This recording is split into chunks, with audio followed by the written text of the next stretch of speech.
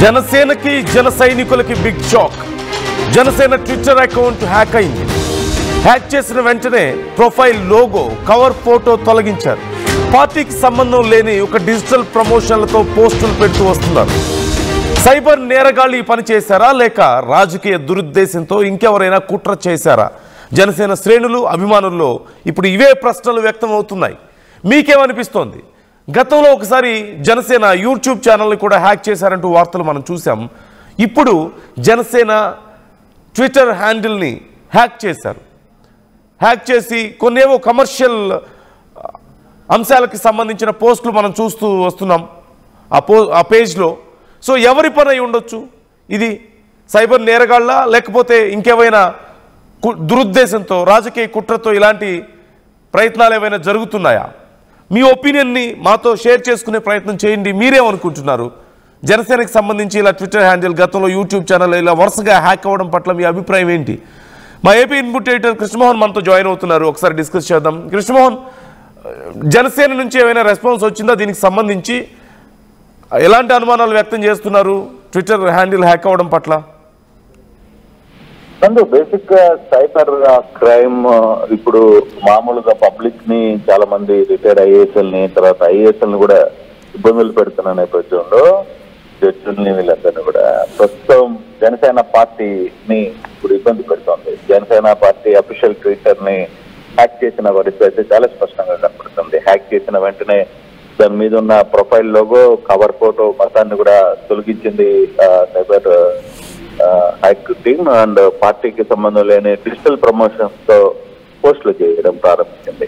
ఒక్కసారిగా వైసీపీ జనసేన కలకలం రేగింది. అసలు పార్టీలో ఏం జరుగుతుంది, అసలు పోస్టులు ఎవరైనా హ్యాండిల్ చేస్తున్నారా, ఏం జరుగుతుందనే ఆందోళనలో ఒకసారి అప్రమత్తమయ్యారు. దీంతో సైబర్ నేరగాల పనా, లేకపోతే ఇది ఇంటర్నల్ గా చేసిన పని అనేది కూడా ఒక చర్చ అయితే స్టార్ట్ అయింది. దీని మీద రాజకీయ దురుద్దేశం, దీని వెనకాల ఏమైనా రాజకీయ దురుద్దేశం ఉందా, పని కట్టుకొని వ్యవహారం నడిపారా, లేదు పార్టీలో ఇంటి దొంగల పని ఇది అనేది కూడా ఒక చర్చ అయితే జరిగింది.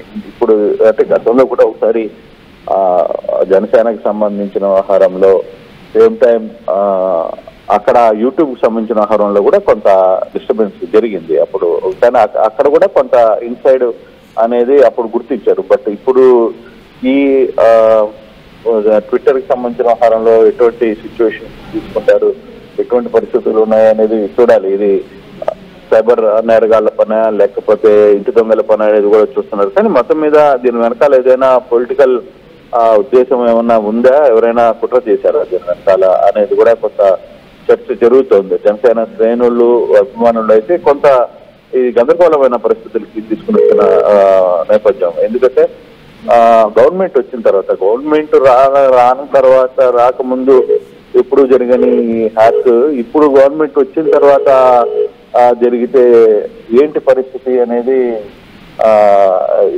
ఇప్పుడు ఇటువంటి సిచ్యువేషన్ లో ఎలా జరిగింది అనే దాని మీద కొంత చర్చ అయితే జరుగుతోంది. చూడాలి మరి దీని మీద ప్రభుత్వానికి అఫీషియల్ గా ఏమైనా కంప్లైంట్ ఇస్తారా, జనసేన ఎటువంటి స్టెప్స్ చేయబోతుంది, ఇంటర్నల్ గా ఏం జరగబోతుంది అనే అంశాన్ని ఏమైనా చూస్తారా, వ్యవహారాన్ని అయితే కొంత చూడాల్సిన పరిస్థితి కనపడుతుంది. జనసేన అఫీషియల్ గా ఏ విధంగా రెస్పాండ్ అవుతుంది దీని మీద కూడా వేచి చూడాలి. Right. Thank you Krishnamohan, thanks for the details. ఎవరు చేస్తుంటారు ఈ పని? ఇది సైబర్ నేరగాళ్ల పనా, లేకపోతే ఏదైనా రాజకీయ దురుద్దేశాలతో ఇబ్బంది పెట్టడం కోసం చేశారా? మోరోవర్ ఇప్పుడు ప్రభుత్వం అధికారంలో వాళ్లే ఉన్నారు కదా, జనసేన, టీడీపీ, బీజేపీనే ఉన్నారు. అలయన్స్ కొనసాగుతుంది.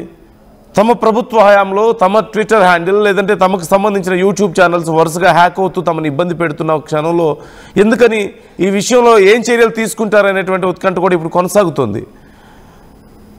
మరోవైపు ఈ ట్విట్టర్ హ్యాండిల్లో పోస్ట్ చేసినటువంటి పోస్టులు మీరు చూస్తున్నారు. ఇప్పటికే కొన్ని ఇన్వెస్ట్మెంట్స్కి సంబంధించిన పోస్టులను పెడుతూ ఉన్నారు. మొత్తం 2.6 మిలియన్ ఫాలోవర్స్ జనసేన పార్టీ పేజ్కి ఉన్నారు. 6 మెంబర్స్ మాత్రమే ఫాలో అవుతున్నారు. మోస్ట్లీ ఆ పేజ్ ఫాలో అవుతున్న వాళ్ళలో జనసేన శతజ్ఞి ఉంది పేజ్, అలాగే Janasena Telangana, deputy CMO Andhra Pradesh, Janasena Pithapuram, Janasena campaigning team Pawan Kalyan, ఈ 6 పేజెస్ని మాత్రమే ఈ పేజ్ ఫాలో అవుతున్నటువంటి పరిస్థితి. 2.6 మిలియన్ ఫాలోవర్స్ ఉన్న పరిస్థితి మనం చూస్తూనే ఉన్నాం.